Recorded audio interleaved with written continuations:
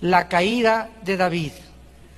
Uno de los sucesos más tristes, más dolorosos y más dramáticos de la vida de David fue su caída.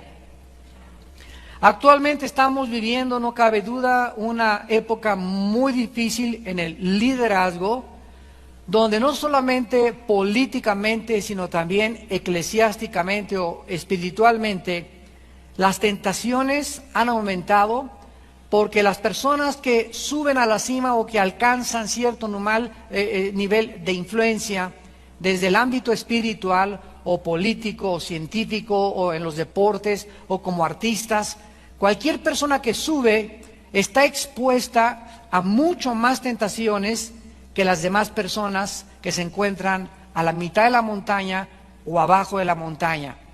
Por eso es tan importante las palabras de Santiago capítulo 4:1 que dice: los que desean liderazgo, buena obra desean, pero tenemos que acordarnos que serán juzgados con una vara mucho, mucho más grande.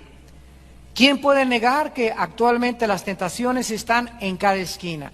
Salimos al periférico y ya hay cartulinas, ya hay anuncios publicitarios en ropa interior, en jabones, en revistas, en cualquier cosa que tú leas, en la oficina del dentista, en la oficina de los abogados, en la televisión en la mañana ya hay telenovelas de índole ya sucio, inmoral.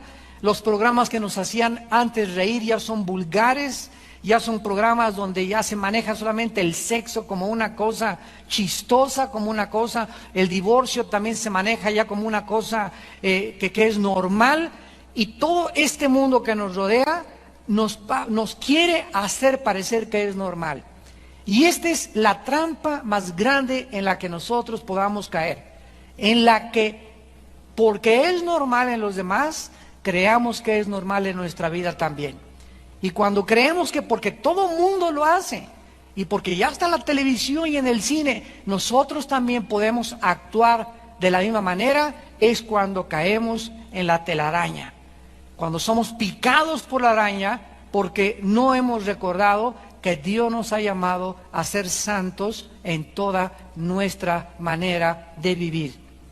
Sin embargo, también debemos recordar que las normas morales para vivir de un líder espiritual son mucho más elevadas que las de cualquier otra persona.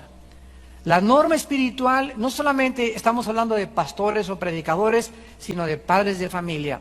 Si tú eres un padre de familia, Dios te va a juzgar a ti 50 veces más rápido y mucho más severo que a tu esposa y a tus hijos, por la cuestión que somos la cabeza y el sacerdote de nuestra casa. Al que mucho se le da, mucho también se le va a demandar. Así que cuando nosotros nos convertimos en padres y nos casamos, ni siquiera nos imaginamos la enorme responsabilidad que es ser padre de familia. La gran influencia que nosotros tenemos sobre la esposa y sobre los hijos es la que nos hace culpables delante de Dios. La gran influencia que un pastor tenga sobre su iglesia es lo que lo hace más culpable delante de los ojos de Dios. La gran influencia que tiene un gobernante, que tiene un político, que tiene un presidente en cualquier lado, en cualquier nación del mundo, es lo que lo hace más responsable a los ojos de Dios. Existen 3 áreas principales que pueden ser la causa de nuestra caída. Estoy hablando casi siempre de los varones y de los líderes. Y estas 3 áreas se pueden calificar como la dama, la lana y la fama. En otras palabras, las mujeres. La Biblia habla en el libro de Proverbios de 2 mujeres. Todo el libro de Proverbios fue escrito por un hombre que tuvo más de 1000 mujeres. Y tenía amantes y tenía concubinas. Y aprendió él la lección de su vida y hasta el final de su vida se arrepintió. Cuando estuvo en el trono el rey Salomón, una sabiduría increíble, el hombre venía de todo el mundo a visitarlo, pero tantas mujeres, tanta paz, tanto confort, tantas comodidades lo arruinaron y nadie lo puede juzgar como nadie va a poder juzgar a David tampoco, porque nosotros cualquiera hubiera hecho lo mismo. El que piensa que está firme, mire que no caiga. Entonces, en el libro de Proverbios se nos habla de la mujer extraña. Hay una mujer que Dios tiene para cada uno de nosotros, que es nuestra esposa. Y fuera de eso, las 2.1 billones de mujeres que existen, ninguna de ellas te pertenece, ni los 3 billones de hombres que no son tu esposo te pertenecen a ti. Cuando nos casamos, adiós Lupita, adiós Carmelita, adiós Panchita, adiós todas, ¿verdad? Ahora es mi esposa. Ya no voy a andar de coquetón ni de rabo verde con otras mujeres, porque estoy arruinando mi vida, arruinando mi matrimonio, arruinando la vida de mis hijos, arruinando la vida de mis amistades, de mi familia y de aquellos en los que puedo ejercer influencia. Esto es muy importante que nosotros recordemos. En segundo lugar, el dinero. Cuando una persona no está acostumbrada a manejar el dinero, a administrar el dinero, cuando es avara, este domingo, antier hablé de eso, de las instrucciones para la ofrenda, cuando no sabemos cómo darle a Dios, comenzamos a guardar más de lo debido y comenzamos a perder la bendición sobre nuestras vacaciones, sobre nuestro carro, sobre nuestra casa, sobre nuestra comida, sobre todas las cosas que compramos. Porque Dios quiere que nosotros seamos fieles principalmente en el área del dinero. Y en la tercera área es el orgullo. El orgullo de tener algo, de creerte algo, de ser arrogante, de creer que porque tienes un título, porque tienes belleza o porque tienes un color de piel adecuado, o eres blanco, ojos azules, te creas superior a los demás, o porque tengas una charola, porque seas político, porque seas policía, uses con arbitrariedad tu autoridad, aprovechándote de las personas que están bajo tu influencia. Estas 3 áreas, la Biblia dice, ten mucho cuidado, porque tus pecados te alcanzarán. Lo que nosotros sembramos, esto es lo que vamos a recoger. Una de las lecciones que vamos a aprender en esta noche más importantes en este incidente de la caída de David es el pecado encubierto. El pecado que nosotros cometamos y no lo confesemos. Después vamos a ver en las otras clases, no nos va a dar tiempo, las consecuencias tan terribles que David recogió por haber tratado de ocultar su pecado. Porque hay una ley que dice que un pecado nos lleva a otro pecado. Es exactamente como el cáncer. El cáncer, si es detectado a tiempo, se puede extirpar. Pero si no, se extiende y se contagia por todo el cuerpo. Así es exactamente el pecado. El momento que lo enfrentamos y le damos la cara y lo confesamos y lo abandonamos, cesa la maldición y comenzamos otra vez a recobrar la salud espiritual. Antes de que abordemos el tema, quiero solamente mostrarles a ustedes al hombre que pecó, para que nosotros podamos darnos cuenta cómo cae un gigante espiritual. El hombre que pecó fue un hombre llamado David, quien fue el rey de Israel, y antes de que fuera ungido, Samuel había profetizado al rey Saúl acerca de la clase de varón que Dios estaba buscando. Dice en 1 Samuel, capítulo 13, versículo 14, le dice Dios a Saúl: tu reino no será duradero. Jehová se ha buscado un varón conforme a su corazón, al cual Jehová ha designado para que sea príncipe sobre su pueblo. E inmediatamente en cualquier estudio de David, todos comienzan a preguntarse, ¿cómo pudo haber sido posible que la Biblia llame a David un varón conforme al corazón de Dios cuando cometió adulterio y además se volvió en un asesino? Ese no puede ser un varón conforme al corazón de Dios. Espérate a terminar la conferencia. En segundo lugar, cuando David fue ungido por Samuel, el Espíritu Santo vino inmediatamente sobre la vida de David. Dice en 1 Samuel capítulo 16, versículo 13, 1 Samuel 16, 13, envió pues por él y le hizo entrar. Era rubio, hermoso de ojos, de buen parecer. O sea, David era muy guapo, era muy hermoso como varón. Y Jehová le dijo, levántate y úngelo, porque este es. Dice el versículo 13, Samuel tomó el cuerno del aceite, lo ungió, y desde aquel día en adelante el Espíritu de Jehová vino sobre David. Entonces David era un hombre sobre el cual el Espíritu Santo vino. No vino como viene sobre nosotros para habitar y hacer morada ya hasta que Él venga, hasta que Cristo venga. En el antiguo pacto, el Espíritu Santo venía sobre Sansón, y Sansón tenía fuerzas y podía matar a un león. Se iba el Espíritu Santo de Sansón, Sansón era un hombre común y corriente que cualquiera le podría ganar a las fuercitas. Venía el Espíritu Santo sobre David, y David comenzaba a escribir el Salmo 22.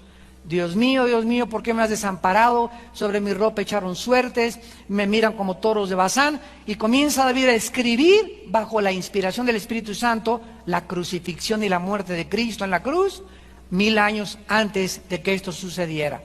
Entonces David fue un hombre sobre el cual el Espíritu Santo vino como los grandes gigantes de Dios. En tercer lugar, en Primera de Reyes, capítulo 3, versículo 14, David es puesto como un ejemplo a su hijo Salomón. Dice Primera de Reyes 3, versículo 14.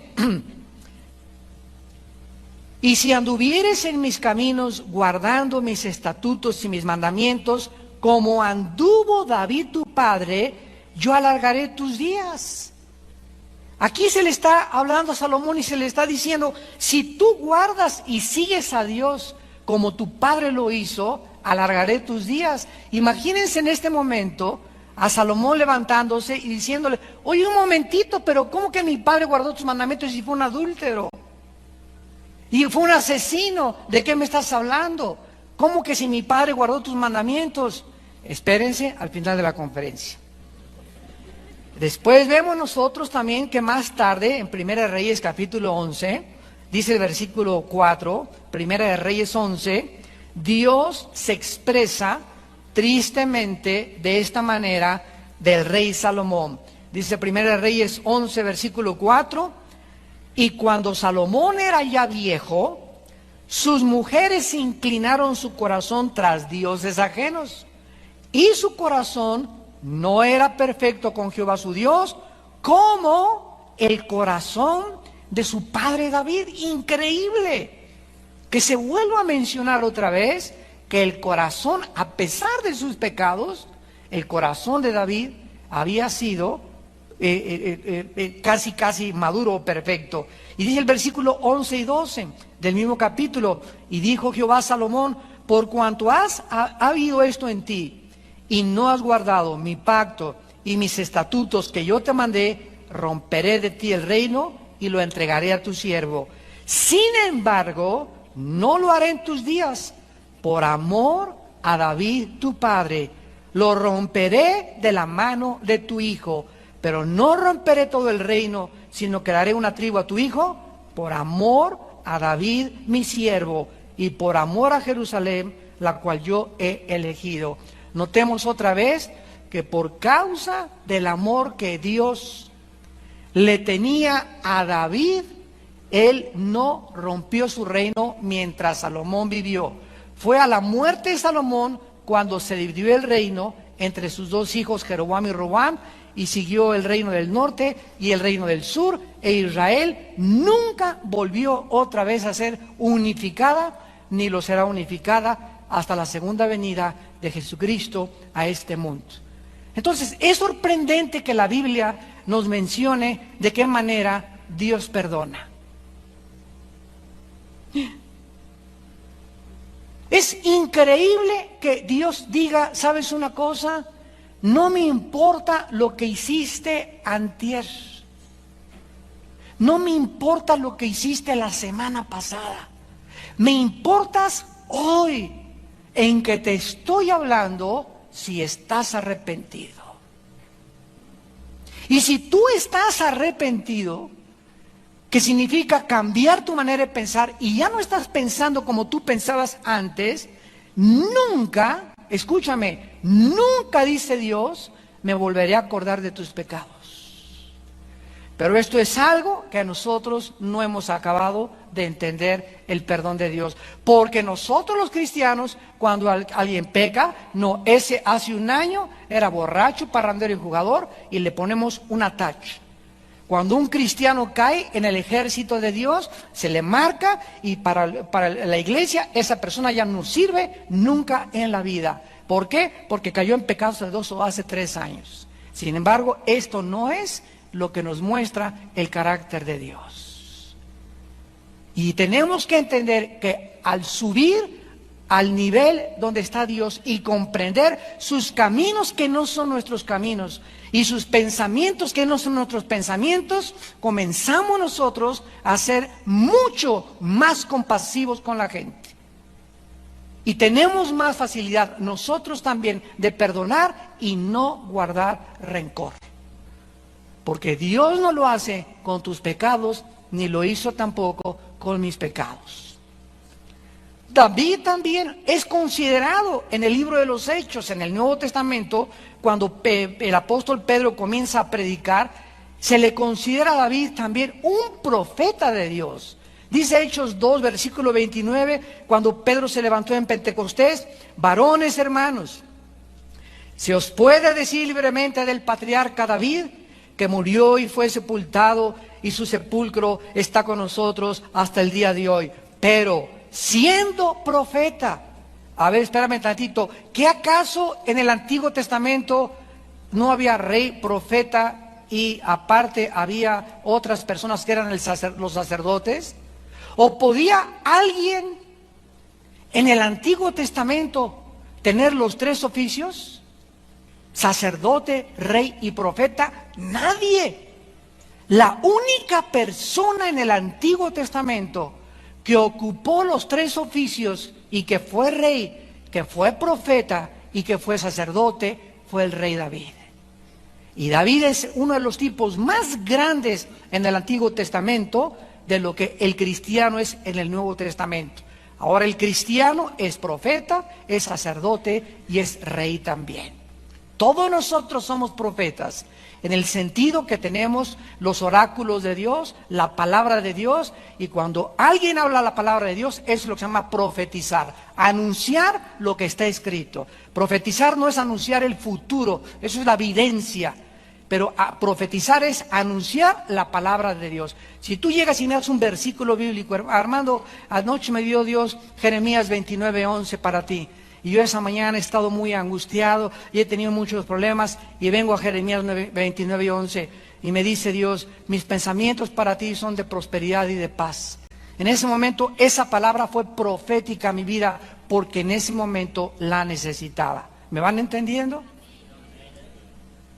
Y todo esto nos demuestra que cuando David cayó había sido un grande gigante espiritual, y esto es algo que nosotros debemos recordar. Para que en este momento el más famoso predicador que nos esté escuchando, el pastor más popular, el líder espiritual más fuerte que pueda haber ahorita en nuestros días, debería temblar ante este pensamiento: ¿cómo caen también los grandes hombres de Dios? En el libro de Proverbios, capítulo 7, versículo 21 en adelante, dice el rey Salomón, Proverbios 7, versículo 21 en adelante: lo rindió con la suavidad de sus muchas palabras, le obligó con la salamería de sus labios, y al punto se marchó tras ella porque traía el ombligo de fuera. En esta noche y en esta tarde, muchas mujeres van a aprender también una grande lección. Cuando David vio a Betsabé bañándose, desnuda, ¿por qué lo estaba haciendo? Enfrente de sus aposentos, donde ella sabía que el rey salía a pasear en la tarde. Entonces, no estamos diciendo, ¿verdad?, ni se va a justificar a David de ninguna manera, pero la Biblia lo explica claramente en la primera carta de Timoteo capítulo 2, que las mujeres se vistan pudorosamente. Porque la mujer debe ser una influencia para el hombre, es la ayuda idónea para él, no es tropiezo para él. Entonces, todas ustedes mujeres que nos escuchan en este momento y que se visten cadenciosamente porque les encanta atraer la atención sobre su ombligo de fuera, sobre sus pompas moviéndolas como licuadora, sobre el escote hasta por acá, tú estás contribuyendo no a influenciar hacia el bien al hombre, sino para que muchos hombres caigan, y si no caen, y si no te secuestran, y si no te violan, lo van a hacer mentalmente. Y te conviertes en un instrumento de maldición para los hombres en lugar de bendición para los hombres. ¿Y todo por qué? Por tu ego y por tu vanidad. Y eso es lo que debemos hacer morir en nosotros, nuestro ego y nuestra vanidad, que es lo que hace que muchas veces podamos hacer pecar a los demás. Y cuidado, dice la Biblia, cuando hacemos caer a otra persona por la forma en la que muchas se visten. Vamos pues a ver en 2 Samuel capítulo 11 e iniciar nuestro estudio los factores, en primer lugar, de la caída de David. Vamos a ver cómo pudo un hombre con un corazón como el que tenía David, ferviente, él amaba a Dios, no hay ninguna duda al respecto. Todos los que nos han acompañado estudiando 1 Samuel, tenemos todo grabado, 1 Samuel, y hemos visto toda la vida de David. ¿Quién puede dudar que ese muchacho que a los 17 años se enfrenta con Goliat, ese muchacho que tenía la corona enfrente y que la desprecia, ese muchacho que fue perseguido durante 7 años y hasta los 30 Dios le entrega el reinado y el gobierno y lo forja Dios y lo entrena? ¿Quién podría imaginarse que este muchacho, con este corazón y con lo noble que era David, cuántas veces no perdonó al rey Saúl, cómo pudo haber caído tan bajo? Veamos a continuación los factores que comenzaron a contribuir en esta tragedia. Y recordemos también nosotros que no importa lo cerca que podamos creer que estamos de Dios, no importa el nivel espiritual que creamos que hemos alcanzado, el que piense que está firme, mire que no caiga. ¿Qué nos está diciendo esto? Dios, que diario tenemos que cuidarnos. Hermano, ayer hablé en lenguas. Hermano, se me apareció el ángel Gabriel ayer. Ayer me profetizaron que yo iba a ser la profetisa de las naciones. Ayer me dieron un titulado, ya tengo un diplomado en licenciado en teología. No importa el nivel que hayas alcanzado, ni donde te encuentres, ni que estés en la televisión, ni que seas popular. No importa la casa que tengas ahorita, ni la fama que tengas ahorita. No importa lo que seas. Si tú no cuidas tu vida diario y crees que hay vacaciones y estamos en un campo de guerra infiltrado por el enemigo que es el mundo, y descuidas tu vida 2 o 3 días, te vas a estar esos 2 o 3 días en Acapulco, o en Cancún, o en Las Vegas, o en donde tú estés, o en el viaje que tuviste en el hotel. En cualquier lado te salta la liebre.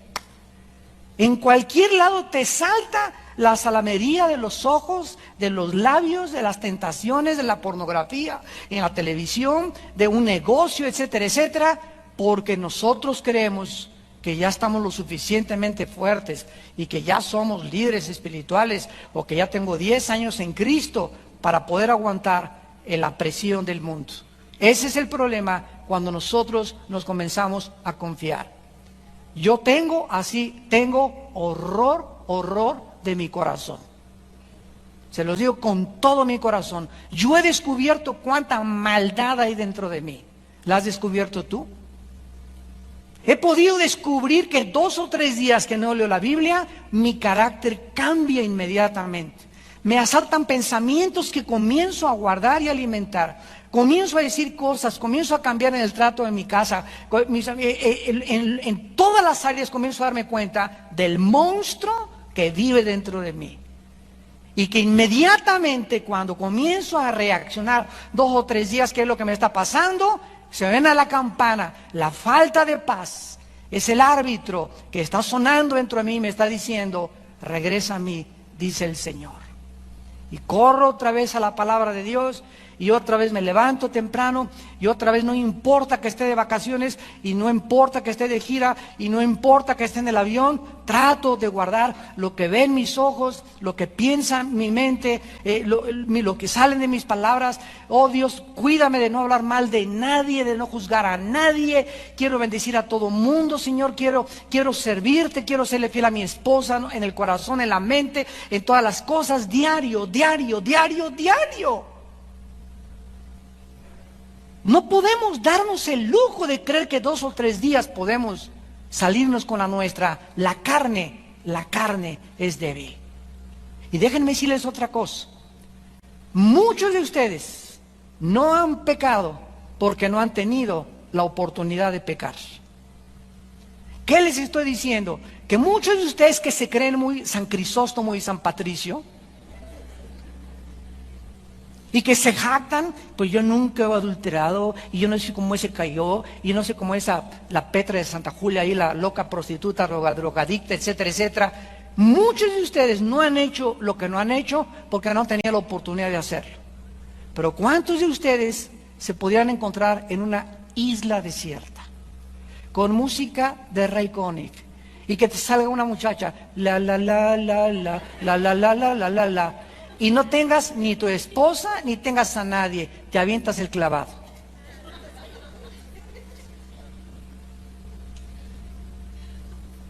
Eso es lo que tenemos que pensar, que muchas veces no lo hemos hecho porque no hemos tenido la oportunidad de hacerlo. ¿Y qué tal cuando se te presente esa oportunidad? ¿Estarías listo a repeler esa tentación? Entonces no te adelantes a juzgar a David. El primer factor que contribuyó a la caída de David, dice el 2 Samuel 11, versículo 1, aconteció al año siguiente, en el tiempo que salen los reyes a la guerra. Esto es importante, en el tiempo que salen los reyes a la guerra, David envió a Jehová con él a sus siervos y a todo Israel, y destruyeron a los amonitas y estaban a Rabá, pero David se quedó en Jerusalén. El primer factor que contribuye muchas de las veces a nuestra caída se llama el ocio. El ocio. Este era el tiempo en que David, como rey, como líder, debió haber estado en el campo de batalla. Era tiempo de guerra, era tiempo de pelear, no era tiempo de quedarse en su casa. Nunca hubiera caído en este pecado si él hubiera salido y no se hubiera quedado ociosamente en su palacio de Jerusalén. La mente vacía es el mejor taller de Satanás. La mente vacía es el mejor taller de Satanás. La ociosidad tal vez es el factor más grande de la delincuencia juvenil. Cuando los jóvenes no tienen qué hacer, y estos tiempos de vacaciones son peligrosísimos para nuestros hijos, porque si no están 5 horas enfrente de la caja de televisión, de la caja para atrasados mentales, si no están en eso, están pensando en otra cosa, pero es la ociosidad, la falta de actividades, la que trae a la mente los pensamientos más pecaminosos que puedan existir. El mantenerse ocupado desarrolla el carácter y estimula la mente. Miren el consejo en 1 de Timoteo capítulo 4 que el apóstol Pablo le da al joven pastor Timoteo. 1 de Timoteo 4:13. Entre tanto que voy, ocúpate en la lectura, la exhortación y la enseñanza.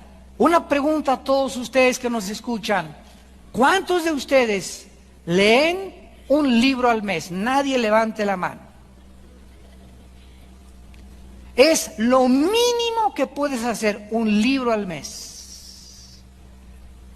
Ahora, si tú no has desarrollado el bendito hábito de la lectura, ese tiempo en el que tú puedes emplear leyendo en el banco, traes tu libro, en el tráfico traes tu libro, te paras, traes tu libro, en donde quiera lees, o la palabra de Dios. Si tú no tienes el hábito de acostarte leyendo, y en los tiempos de ocio, acostarte tarde o levantarte temprano a leer y no calculas que es un libro al mes el que lees aparte de la Biblia, desde luego libros cristianos, ¿verdad? Y cosas que te documenten, etcétera, etcétera, no has podido desarrollar un carácter cristiano. Porque solo las personas que leen desarrollan su mente. Solo las personas que leen comienzan a tener una capacidad mucho más grande de entendimiento. Mientras voy, ocúpate y lee lo más que puedas. Salió una estadística en Europa que una de las naciones más pobres en lectura era precisamente México, con un libro al año. Y en Europa aproximadamente el europeo lee 55 a 60 libros al año, comparados con uno de Mexicalpan de las Tunas. Pero el Calimán nunca lo dejas de leer. En la noche no te falla Rebelde y no te fallan las telenovelas. Y esta es la razón por la cual la mente se encuentra como se encuentra. En la segunda carta a los tesalonicenses está antes de Timoteo. Antes de Timoteo está segunda de Tesalonicenses.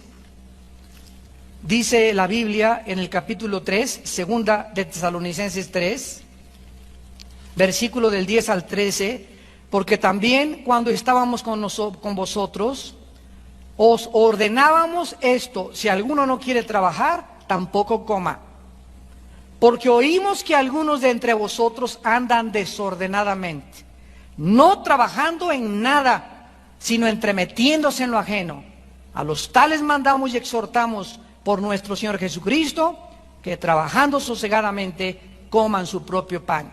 La Biblia nos ordena mantenernos ocupados, porque la ociosidad es la madre de casi todos los vicios. En segundo lugar, regresamos a Samuel. Y en segundo lugar, dice el versículo 2 y 3 que el segundo factor que contribuyó a la caída de David sucedió un día al caer la tarde, fresca, linda, con las nubes, música de Ray Conniff. Nadie lo molestaba. David se levanta de su lecho, se paseaba sobre el terreno de la casa y vio.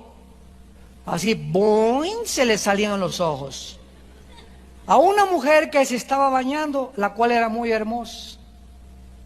Aparte, ¿verdad?, de que una mujer era muy hermosa.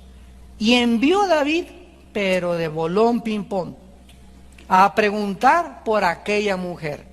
Y le dijeron: aquella es Betsabé, hija de Elián, mujer de Urías Eteo.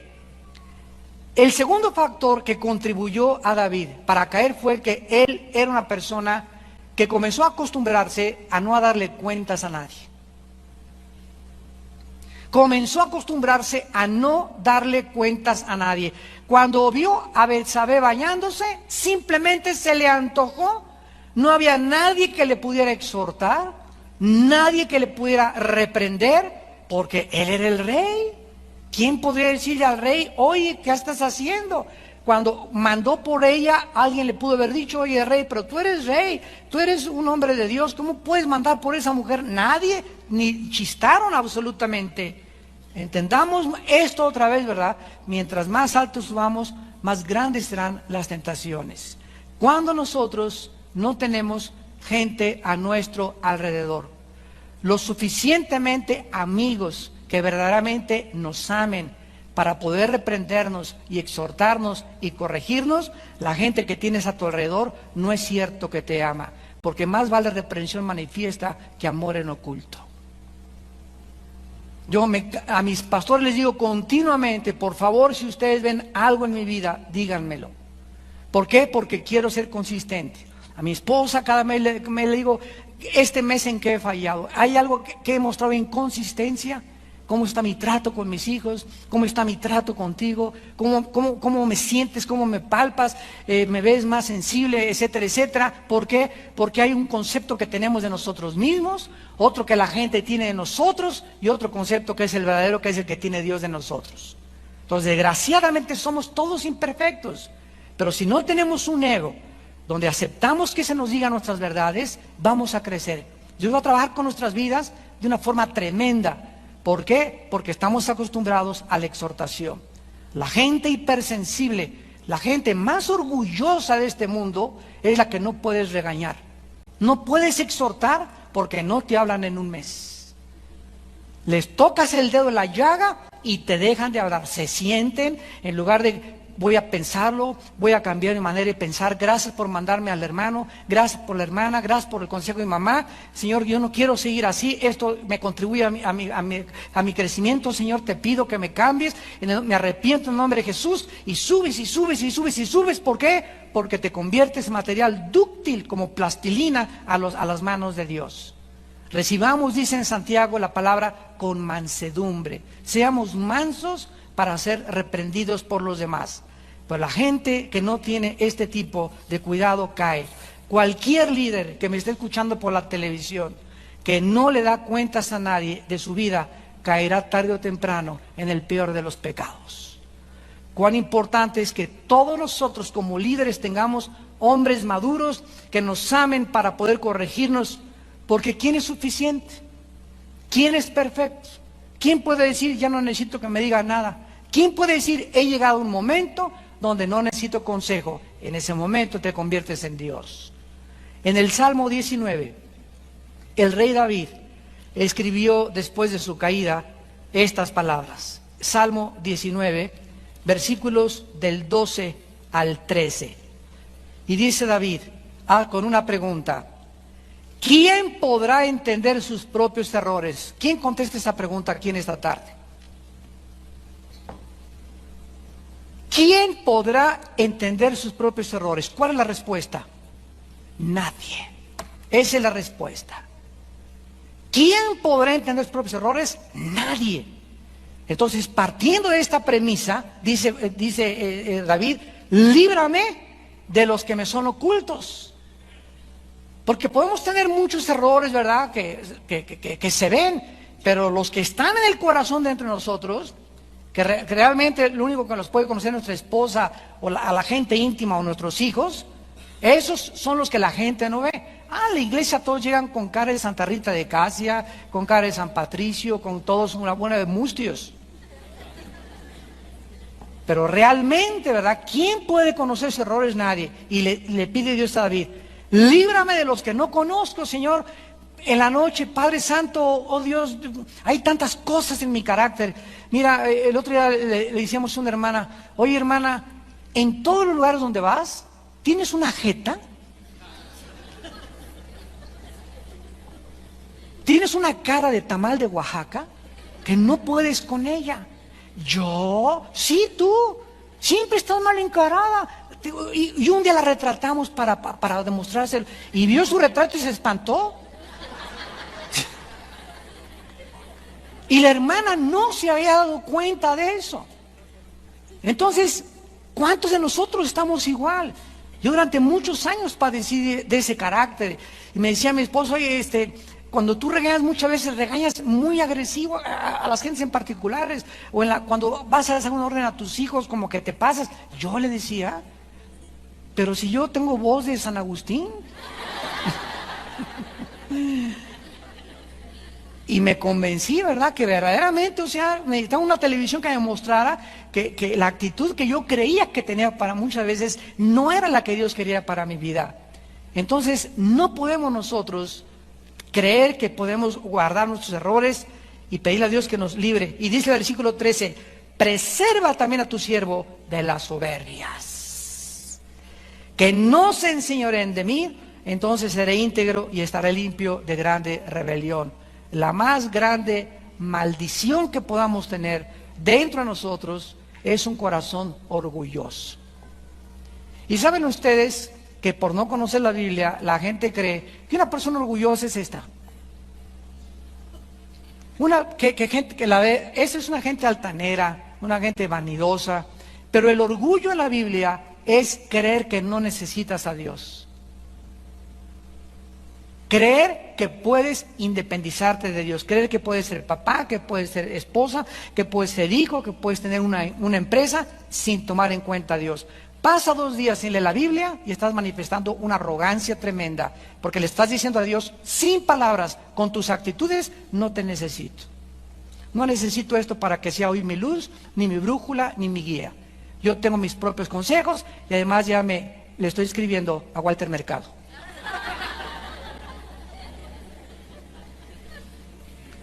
En tercer lugar, dice 2 Samuel 11, en tercer lugar, envió David a preguntar por aquella mujer, versículo 3 y 4, y le dijeron, es Betsabé, hija de Eliam, mujer de Urías Heteo, y David envió mensajeros y la tomó. Y vino a él, y él durmió con ella. Ella luego se purificó de su inmundicia y se volvió a su casa. En tercer lugar, el tercer factor que contribuyó a David en su caída fue que él quiso jugar con el pecado. Voy a explicarme. David se entretuvo mirando a una mujer que no debió haber mirado. Pudo él haber resistido eso, haber cerrado sus ojos, haber corrido a su cuarto, caer de rodillas, Señor, pero qué monumento. No cabe duda, Padre Santo, que haces cada cosa para... No, espérame, no es para ti. Señor, te soy sincero, ¿verdad? Es una preciosura, etcétera, etcétera, pero no es mía. Y la admiro, maravillosa belleza, pero no la quiero seguir mirando. Porque Jesucristo dijo, cualquiera que mire una mujer para codiciar con ella, ya es adúltero a los ojos de Dios. Entonces, nosotros tenemos que entender que el pecado no solamente es la acción, sino la motivación que movió a la persona a jalar el gatillo. El asesino no es el que jala el gatillo, sino antes de jalar el gatillo, él decidió, ya era un asesino en potencia. Entonces, no necesitas acostarte con una mujer para que Dios te considere como David adúltero. Solamente necesitas desearle en tu corazón. No te has acostado porque no has tenido la oportunidad.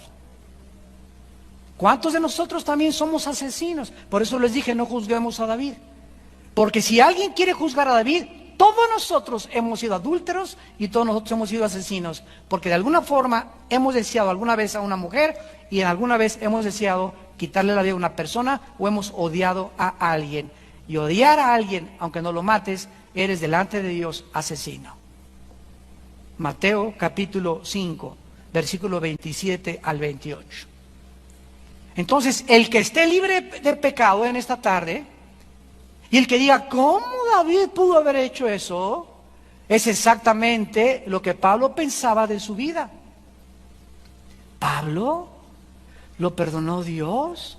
El gran apóstol de Dios que mataba a cristianos, que los arrastraba y los torturaba.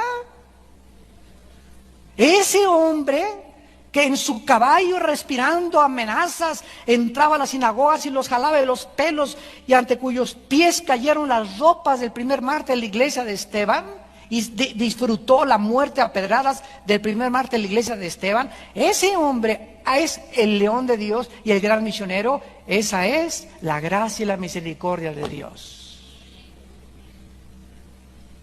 ¿Quién de nosotros puede ahora decir, ¿cómo puede Dios considerar a David un hombre conforme a su corazón?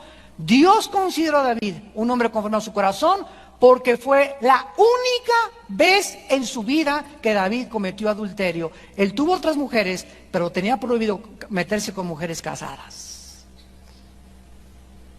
Y de ahí en adelante veamos las consecuencias tan terribles que él sufrió por sus pecados. Que a nadie le hubiera gustado meterse en sus zapatos del precio tan alto que él pagó.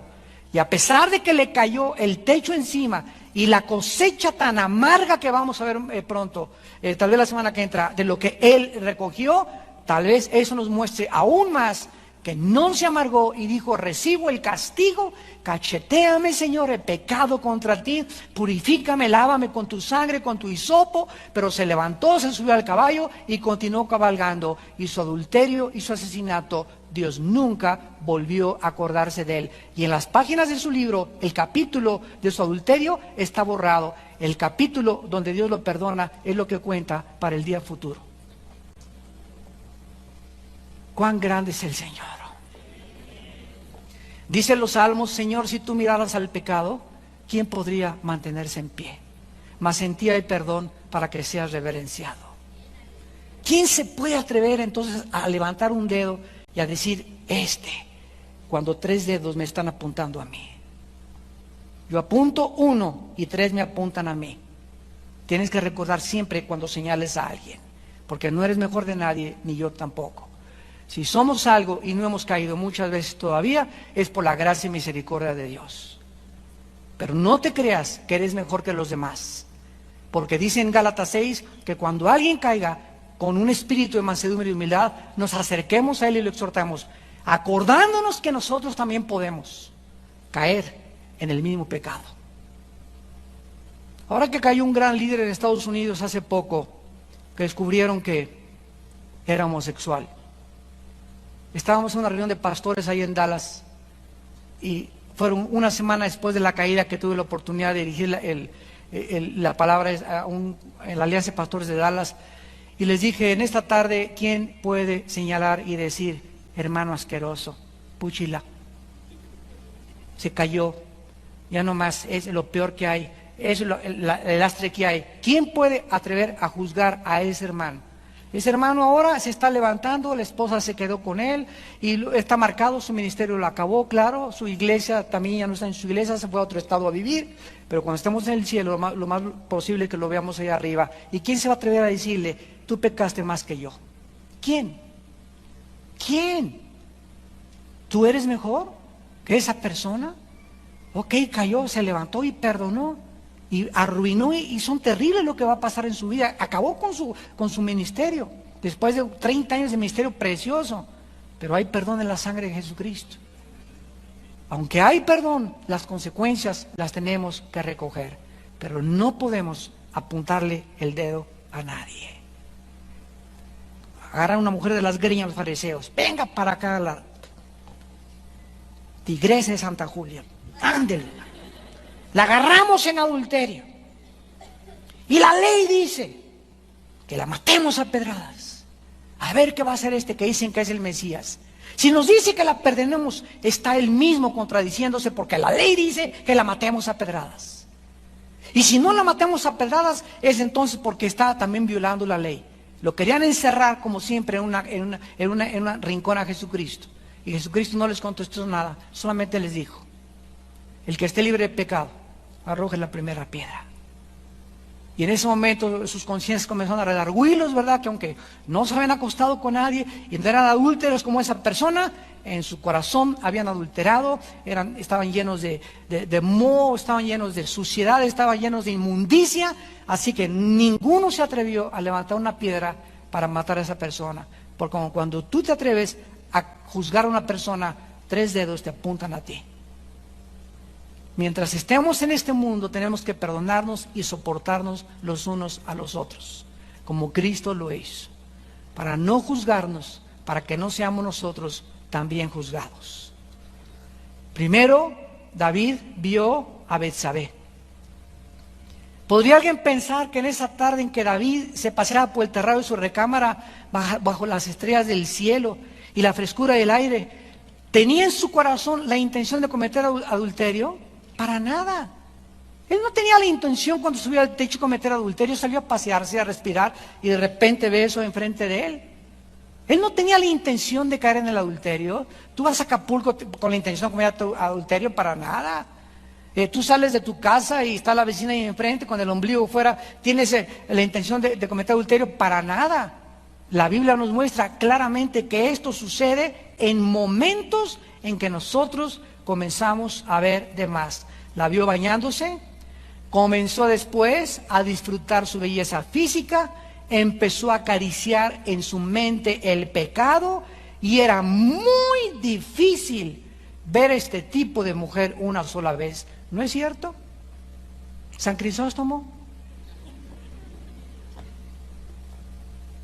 Muchas veces nosotros como pastores hemos ido a los congresos a Acapulco y a la playa, y vamos por la playa y pasan los bikinis así enfrente de ti, y las señoras y las muchachas jóvenes, no podemos andar en la playa así,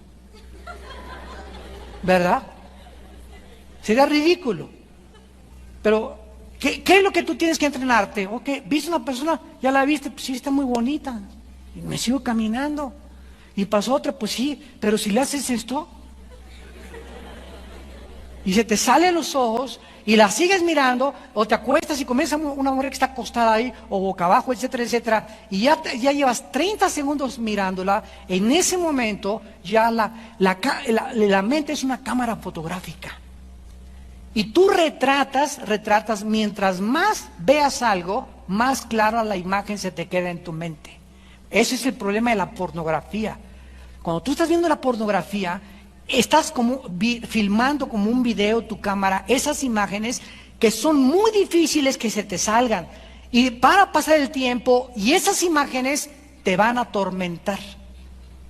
Te van a atormentar cuando tú estés solo.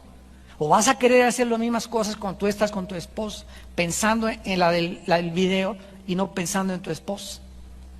Y ese es el problema del adulterio mental. Por eso Jesús dijo que no podíamos retratar, mirar, codiciar, porque ya somos adúlteros delante de Él. Tenemos que aprender a disciplinar nuestra carne y a no mirar dos veces. Llegas a un consultorio y ves la revista ahí, ya sale ahí en bikini, un cuerpazo tremendo de esa mujer, le paso la hoja, qué bonita mujer, y ya, pero no me quedo ahí viéndola. Y te descubres con el tiempo que sí puedes, sí se puede, sí se puede. No solamente en el fútbol, sí se puede espiritualmente. Pero tenemos que probar la capacidad que Dios nos ha dado para vencer las tentaciones. Y en ese momento, ¿verdad? Y era muy difícil que David se apartara. La deseó y me mandó por ella, y en ese momento la pasión estaba dentro de él. No le importó que estuviera casada, ordenó que se la trajeran sin importarle las consecuencias. Santiago en el capítulo 1 nos describe el mecanismo del pecado. Dice Santiago capítulo 1, versículo 13 al 15. Cuando alguno es tentado, no diga que es tentado de parte de Dios, porque Dios no puede ser tentado por el mal, ni Él tienta a nadie, sino que cada uno es tentado cuando de su propia concupiscencia es atraído. Vean ustedes, primero vemos algo, nos atrae, y eso que estamos viendo nos acaba seduciendo. Nos acaba seduciendo. Esta es la razón por la cual las mujeres, sobre todo las que están casadas, no les ganan así a los hombres. Había una iglesia en Argentina, hace muchos años me encontró un hermano muy famoso, predicador de Argentina, que durante el seminario bíblico en Argentina les enseñaban a las mujeres que nunca vieran a ningún hombre como ven a su marido. Que se acostumbraran a no echarle los perros a nadie. No le estoy echando los perros, le estás haciendo así. Y los hombres cuando vemos una mujer, ¿verdad?, que nos comienza a hacer así, somos más vanidosos que ustedes y creemos que ya le estoy gustando. Y la pobre mujer, a lo mejor no tiene esa intención, pero ella no sabe cómo es el corazón de perverso. Por eso es tan importante, ¿verdad?, que una mujer y un hombre guapo, ¿qué tal como estás? Y punto. Y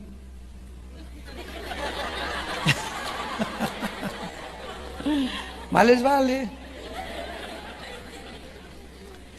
Así es como opera el pecado, dice la Biblia. Cada uno cuando de su propia concupiscencia es atraído y seducido, entonces la concupiscencia, después que ha concebido, vean que es como un embarazo, da a luz el pecado, y el pecado siendo consumado da a luz la muerte.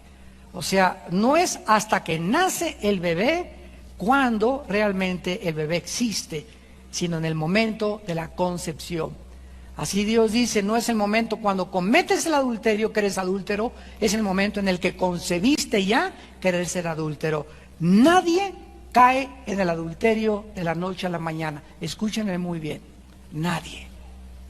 Antes de que tú cayeras en el adulterio, tú ya estabas preparado, preparada psicológicamente para hacer eso que tú estás haciendo. Y tal vez 3 días antes viste pornografía, hace 4 años que sales con esa persona, tienes 15 días permitiéndole a tu novio que te acaricie de más, están abusando de besos, y de besos de lengua, etcétera, etcétera, de tripa y de todo. Entonces es normal, ¿verdad?, que lo único que falta es que estén solos nada más, que te invite a su casa, que no estén los papás, para que en una hora, ¿verdad?, después te comience a crecer la pancita. Las muchachas que me escuchen, que me están escuchando, por favor, escuchen la voz del Señor. No vas a caer si tú no juegas con el pecado, pero si juegas con el pecado, te vas a quemar. Miren lo que dice Proverbios capítulo 6, en el Antiguo Testamento. Proverbios capítulo 6, versículo 26 en adelante. Proverbios 6, 26 en adelante. Porque a causa de la mujer ramera, el hombre es reducido a un bocado de pan, y la mujer caza la preciosa alma del varón. ¿Qué son esas mujeres con el ombligo de fuera caminando así? ¿A qué andan de cacería? Andan de cacería, no es cierto. ¿Qué andan cazando? Hombres. ¿Y qué es lo que andan buscando? Los andan cazando que las vean, y que te sigan y que te aborden por tu cuerpo, y que lo único que los hombres busquen en tu vida, cuando se acercan a ti, sea tu cuerpo, tocar tu cuerpo, hacerte tu novia, porque se enamoraron de tu cuerpo y no del espíritu afable y apacible que hay dentro de ti. Entonces, si quieres tener un nido de abejorros detrás de ti zumbando, vístete así, de esa manera, y claro que la gente que se acerca a ti te va a buscar por tu cuerpo.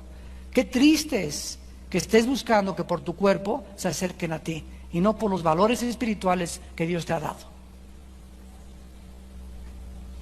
¿Tomará el hombre fuego en su seno sin que sus vestidos ardan?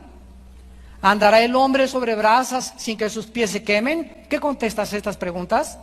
No, ¿verdad? Entonces juegue y juegue con fuego, te vas a quemar. Así es el que se llega a la mujer de su prójimo. No quedará impune ninguno que la tocare. No tiene un poco el ladrón si hurta para saciar su apetito cuando tiene hambre, pero si es sorprendido, pagará 7 veces, entregará todo el haber de su casa. Mas el que comete adulterio es falto de entendimiento. Corrompe su alma el que tal hace.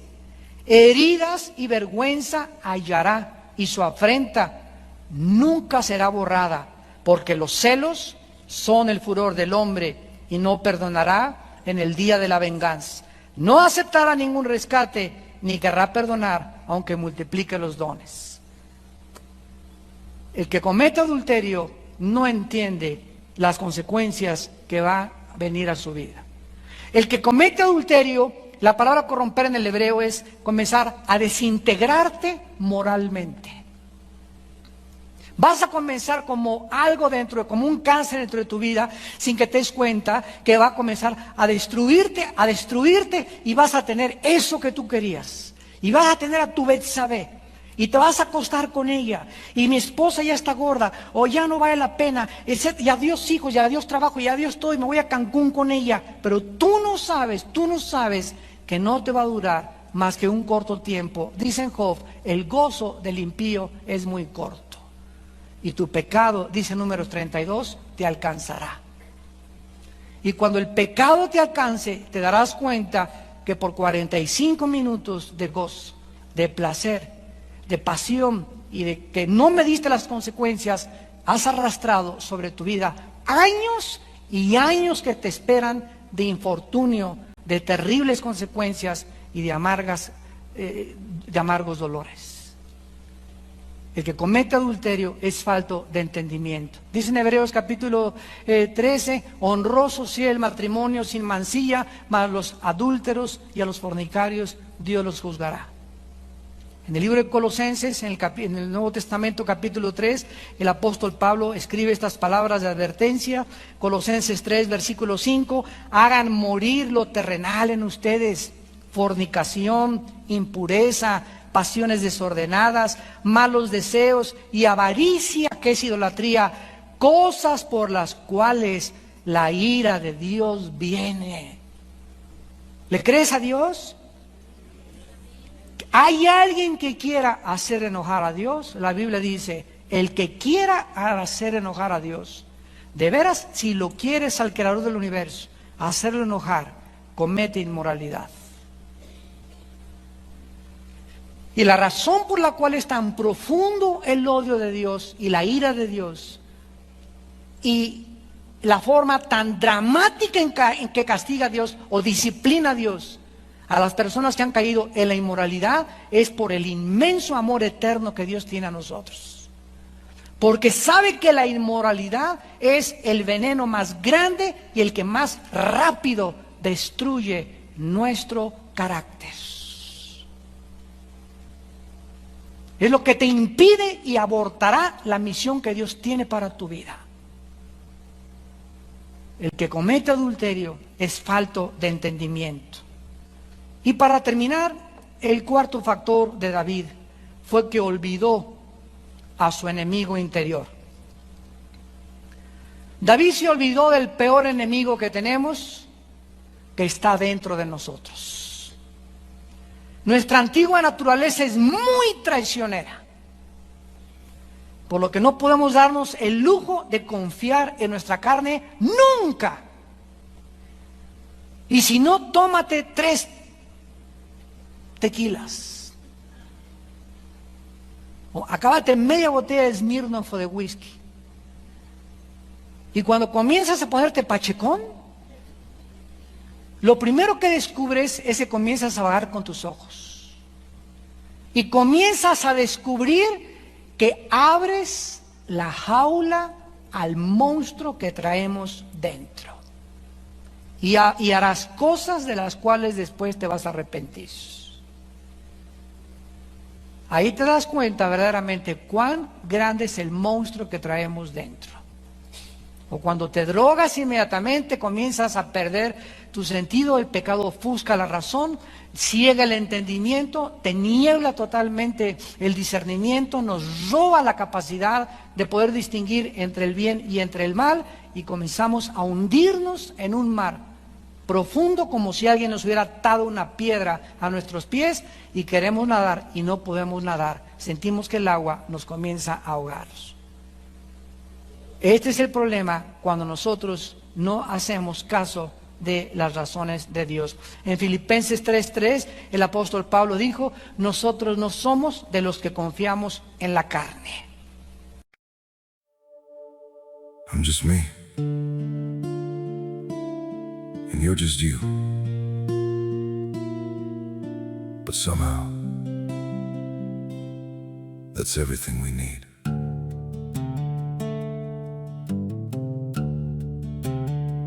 I don't have a perfect story, no shining crown to wear, just a heart that keeps on choosing you in every prayer. You're not made of fairy tales, you're not some distant dream, just the one who feels like home in ways I can't explain. I'm just me, and you're just you. Nothing more, but it feels true. No disguise, no in-between. Just the way it's meant to be. We don't need to be someone. We don't have to chase the sun. In this world so wild and free, you belong with me.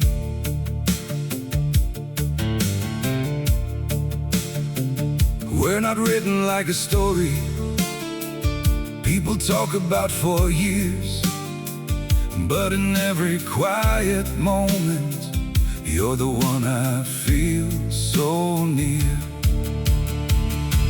I'm just me and you're just you, nothing more, but it feels true.